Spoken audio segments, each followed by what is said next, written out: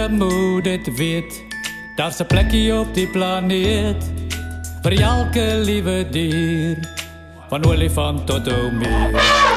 Gediertes wat so groot is en ander wat weer klein is, van die windpomp lang is tot die vir wie ons bang is. Diere se plesiere, killie die lagspiere. Suid-Afrika beleef tans 'n groot geletterdheidskrisis. Bykans 8 uit elke 10 graad 4 leerders kan nie met begrip lees en skryf nie. Die gevolg hiervan is dat skaars 'n kwart van ons land se arbeidsmag geskoold is. En dit het 'n groot invloed op die ekonomie en die kwaliteit van mense se lewens. En hy sê, iemand het ons eiers gesteel en 'n klip in die plek gesit. Hier's 'n fout.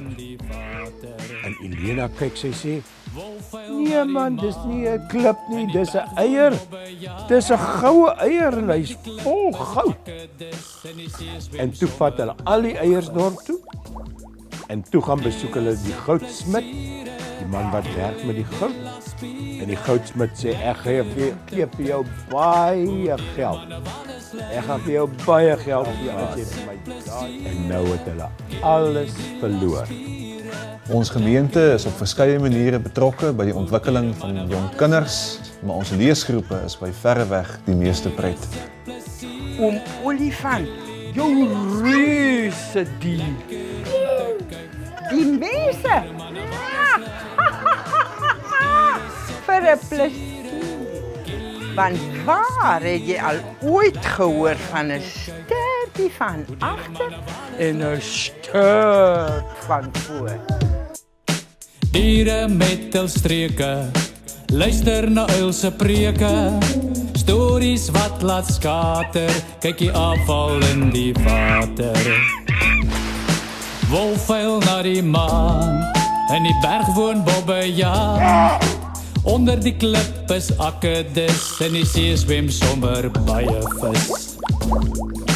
Diere se plesiere. Om die sirkel van armoede in ons land te verbreek, hoef nie so ingewikkeld te wees nie.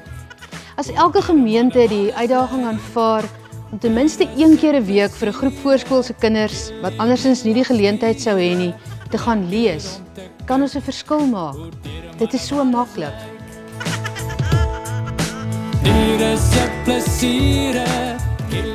Ons wil julle dan graag uitnooi as 'n gemeente om ook 'n paar gemeentelede bymekaar te kry vir 'n voldag opleidingssessie.